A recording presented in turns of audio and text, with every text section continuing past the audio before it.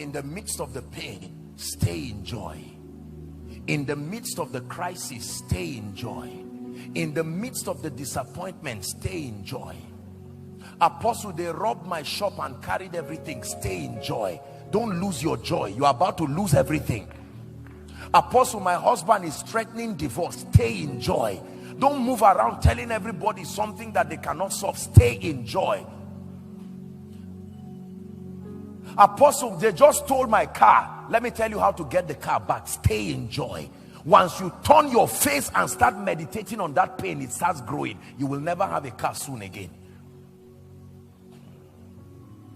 Apostle, they spoke about me and said all kinds of untrue things about me. Stay in joy. It's cheaper than explaining yourself. Stay in joy. Let God speak for you. Stay in joy. Hallelujah. I rejoice in the God of my salvation. I rejoice in the God of my salvation, the mighty one who can rise up and turn things around. Let me tell you something about God before we pray. Listen, don't get used to God's silence. He is quick. Don't get used to God's silence. God can arise like the mighty man that he is, and with a dimension of speed you cannot tell, he will come to your life and save you. Even his coming, the Bible says, is in a twinkling of an eye. We are caught up. God is not slack concerning his promises. Apostle, where will I get the money to build my house? It's in your joy, not in the bank. Your joy is a trusted source of finance than your bank. Where will the fresh anointing come upon? There are people who are anointed, but the anointing is not fresh. Joy. Joy. I have seen more miracles in my life as a result of joy than prayer. It's difficult for you to believe this, but it's true. I'm a man of prayer, you know. I pray a lot and I bless God for the grace to pray. But I know what joy does. I have used joy as the classic proof that God has answered me. When I pray and I don't have joy, I remain there. But by the time joy comes, though weeping endures for a night, how you know the morning has come is joy. How you know there is night is weeping. You don't use darkness to know it is night. You use weeping. Every time you cry is a testimony that is darkness. You don't use the brightness of the sun to know that it's morning. The moment joy begins to come, God is saying your morning. You have turned my mourning into dancing, and you have turned my sorrow into joy. So Apostle, how do I know it's a new season? Check your joy. Check your joy. The same way your joy ceases as proof that darkness is around you. You just know that I lost joy and I lost peace. Did the Bible not say every time righteousness, peace and joy coexist, the kingdom is within that place? I check my joy. The days many of you have allowed cheap victories to pass, and I'll tell you very quickly before we pray. You got up in the morning or in the middle of the night and you are happy for reasons you cannot tell. Has it happened to anybody here? You are so excited. I'm happy. You would have capitalized on that situation to establish the victory, but because you did not have understanding, even you were surprised. Let me tell you, your spirit had seen something in the realm of the spirit, and it was passing it to you to act it out in faith so that it will be established. After crying over the rent issue, you just went to bed and you woke up with exceeding joy. That's the time to rejoice, because it means the father of spirits has gone. Somebody has woken up from his sleep because of you. If you know what to do, that's the time to say, Lord, I don't know what you are doing, but the joy is telling me my morning has come.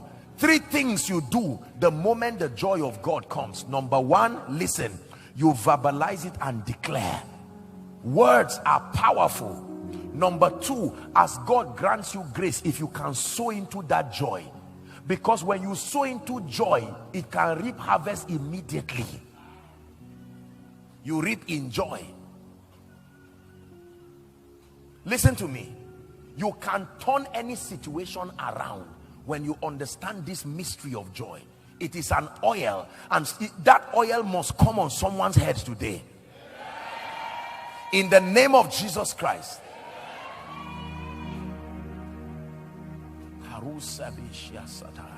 Joy. This works for me very much. Every time God wants to bring a new anointing to my life, there is extreme joy. Extreme, I cannot explain. Sometimes it will last for days, sometimes it will last for weeks, and I begin to sense that God is calling me. And in the place of prayer, I'm not even interceding or praying for anything. I know as that joy is happening, I tell you sincerely, listen to me, pay attention to what I tell you, is because new wine is being poured in you. I know this. The joy of the Lord is my strength. I live a very busy schedule, but his strength has kept me physically because of joy. I rejoice. Satan has lost it over my tears since. He has no opportunity to see it again. I've mastered the art of cheating life. My tears. God is faithful. Take your eyes away from the sickness. Take your eyes away from the bills. Take your eyes away from the budget. Take your eyes away for a while. They looked unto him, and their faces were lightened, and they were not ashamed. What does it take, oh God, for you to give me a job? What does it take for you to give me a child? All it takes is your will. Your will, your willingness is the raw material. What does it take for you to bring me out of that situation? What does it take for you to exalt me? Waymaker, miracle walk, promise keep, light in the darkness. My God, that is who you are. Listen, here's how Apostle Paul said it. He said, rejoice in the Lord always. It's not an advice, it's an instruction. Rejoice in the Lord always. And in case you forget, let me repeat again, I say. That means for your own good. Is a prescription to keep you in victory. Rejoice in the Lord.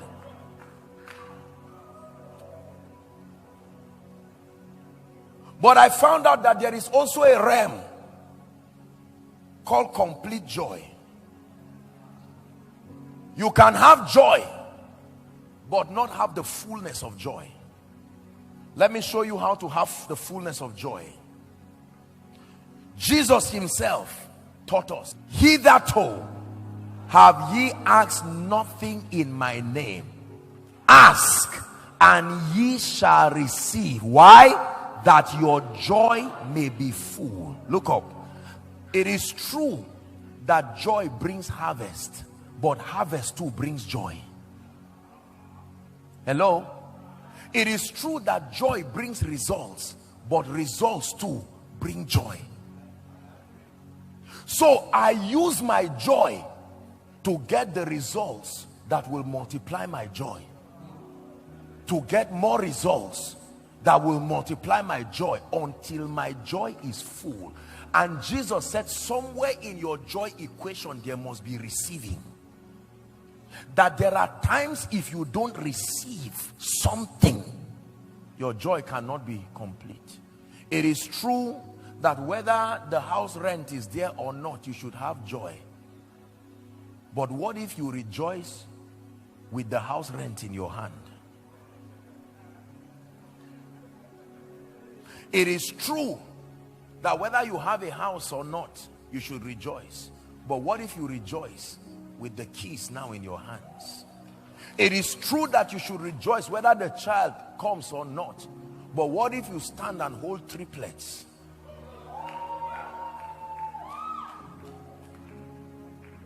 Let me tell you, results can produce joy. Results can produce joy. Ask Sarah. Results can produce joy. Ask the people who were about to be disgraced in a wedding feast when wine finished. Results can produce joy. Ask 5,000 hungry men minus women and children. Results can produce joy. Weep not, thou that didst not bear. Burst forth into singing, because many are the children of her that is without child. Let me tell you this. It says ask, and that's what we are going to do now, that you may receive, so that your joy will be full. I loved God whether I was anointed or not, and I truly had joy, but my joy is full now that he has anointed me, because I am happy. Are we together now? I loved God whether I had 5 naira in my pocket or not, but now at least I can bring out 10 naira to eat with. I am happy. Results can multiply joy.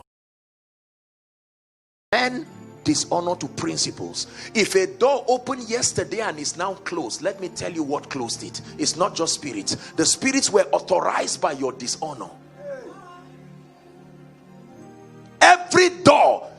Apostle, yesterday this man loved me so much and would help me and open doors for me in London, but right now it looks as if the man does not even want to see me. I tell you what happened.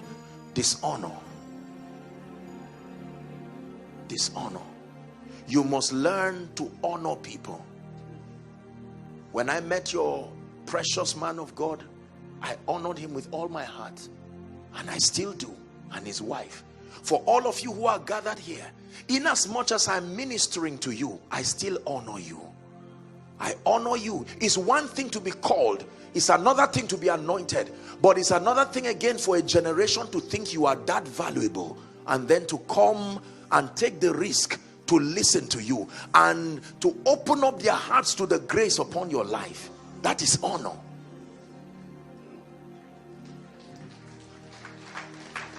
Yes. Thank you. Could it be that this may be why many of us have not been promoted? Honor.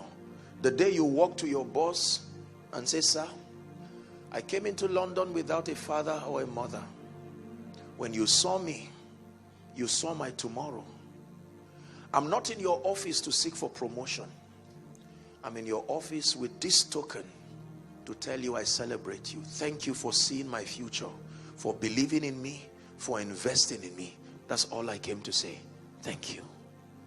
You see, this virtue is scarce. That's why few people rise. There are many of you here, your loved ones, scattered across this region and scattered across the regions of the world. The ability to discern. Yes, mother may not be educated. Yes, mother may not even be able to speak English, but mother carries a strange grace. Everything she told you happened. Why have you ignored her? You can, a simple phone call. Mother, I just want you to know that I am grateful. You told me that I would come to London, and I know you never went to school, but your word, I respect God's investment upon your life.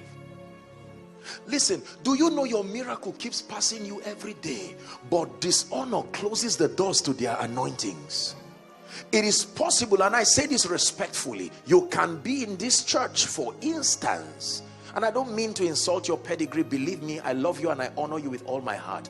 But if you see your man of God and his wife just as leaders, they are just leaders over me, congratulations, you will get leadership, but you may never receive the grace upon their lives. Elijah told Elisha, if you can see me, was he not looking at him? If you can discern what I represent. If you know men only by the flesh, you know, for those of you who did, I shared my story coming. I've been very, very busy. I just had to come in. I came in this morning and then I'm back again for another conference. My schedules are quite busy, quite honestly. And as at yesterday night, it was almost like I was not going to make it. We had a conversation with Pastor, and I left my luggage. I came without. That's why you see me looking funky, and you see. But behind, listen, your wife may be your miracle if you can see. If all she is to you is your wife, you will get a good meal, you will get love, but there may be a grace upon her. The day you see her as touching that grace, she can pray for you and your heavens will be open. This is the thing about men that men do not know. When I say men, regardless of gender, the power of God is coming on you. You will never be the same. Never be the same. Listen to me.